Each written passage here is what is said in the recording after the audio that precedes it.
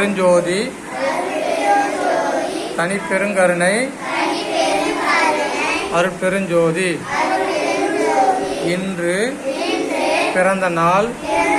காணும் தயவு கே ஜெகநாதன் ஐயா மற்றும் தயவு ஹேமலதா அவர்களுக்கு இனிய பிறந்த நாள்